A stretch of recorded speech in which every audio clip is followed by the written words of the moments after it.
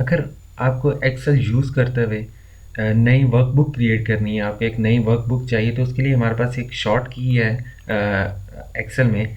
वो क्या है जी कि आपको कंट्रोल होल्ड करके रखना पड़ेगा और साथ आपको एन की प्रेस करनी पड़ेगी, एन फॉर न्यू। और आप जैसे ही कंट्रोल होल्ड करके एन की प्रेस करेंगे तो आपके पास एक नई ब्लैंक वर्कबुक जो है वो एक्सेल में ओपन हो जाएगी। इसके अलावा नई वर्कबुक ओपन करने का एक दूसरा मेथड भी है हमारे पास। वो क्या जी कि हम अपने रिबन में जाके अगर फाइल के टैब पे क्लिक करें तो ये हमारे पास जो बैक स्टेज व्यू आया है एक्सेल का, इसमें हमारे पास एक न्यू का ऑप्शन है। हमने न्यू के ऑप्शन पे क्लिक किया तो इधर हमारे पास काफ़ी ज़्यादा जो है वर्कबुक्स आ गई हैं। इसमें सबसे पहले हमारे पास एक ब्लैंक वर्कबुक भी है। अगर आप एक ब्लैंक वर्कबुक क्रिएट करना चाहते हैं, आप इसे क्लिक करें और आपके पास जिस तरह control plus new N press करके आपके पास एक ब्लैंक वर्कबुक आई थी, इसी तरह एक ब्लैंक वर्कबुक क्रिएट हो जाएगी।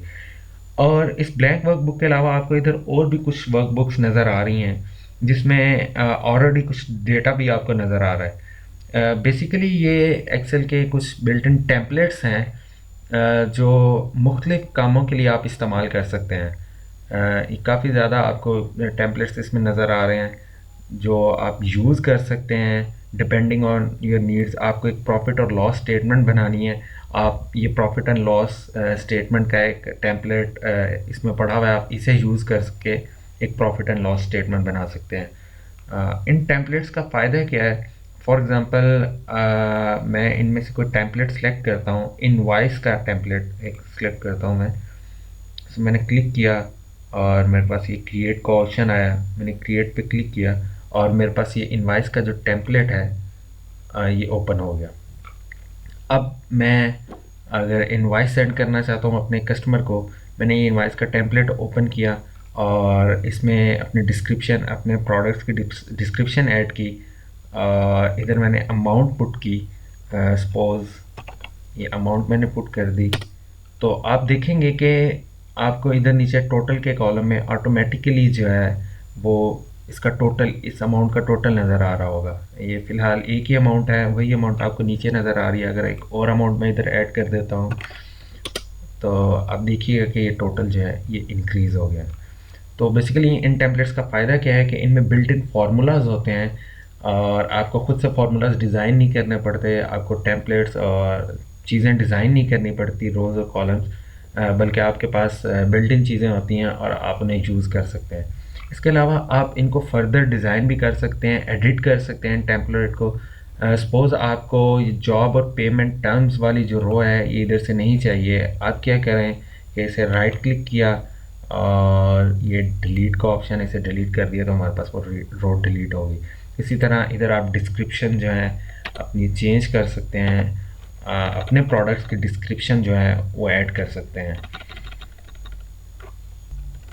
अब हम वापस जाते हैं जी, फाइल टैब पे क्लिक करते हैं और न्यू पे क्लिक करते हैं तो हमारे पास वापस वो ऑप्शन, वो सेक्शन ओपन हो गया जिसमें हमारे पास वर्क बुक्स हैं काफ़ी ज़्यादा। और सिर्फ यही जो लिस्ट आपको नज़र आ रही है, यही लिस्ट हमारे पास अवेलेबल नहीं वर्क बुक्स की। इसके अलावा आपको इस लिस्ट के ऊपर कुछ सजेस्टेड सर्चेस के नाम से कुछ बटन्स नज़र आ रहे होंगे जिसमें आपके पास काफ़ी ज़्यादा कैटेगरीज़ हैं वर्कबुक्स की। सपोज़ मैं स्मॉल बिज़नेस की कैटेगरी पे क्लिक करता हूँ तो मेरे पास जो है स्मॉल बिज़नेस से रिलेटेड जो हैं वो वर्कबुक्स ओपन हो जाएंगी। ये जी आपके पास स्मॉल बिज़नेस की कैटेगरी में जो वर्कबुक्स हैं एक्सेल की वो ओपन हो गई।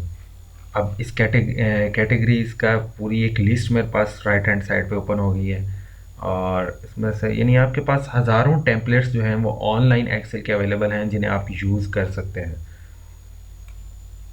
अब अगर मुझे दोबारा अपने न्यू वर्कबुक्स का जो मेन सेक्शन था उस पे जाना है, फ़िलहाल मैं स्मॉल बिज़नेस की कैटेगरी में हूँ और मेरे पास स्मॉल बिज़नेस से रिलेटेड जो वर्कबुक्स हैं वो हैं और मुझे मेन सेक्शन पे जाना है तो मैं क्या करूँगा, इधर मेरे पास होम का एक बटन है, मैं इसे क्लिक करूँगा और ये जी मैं मेन सेक्शन पे आ गया।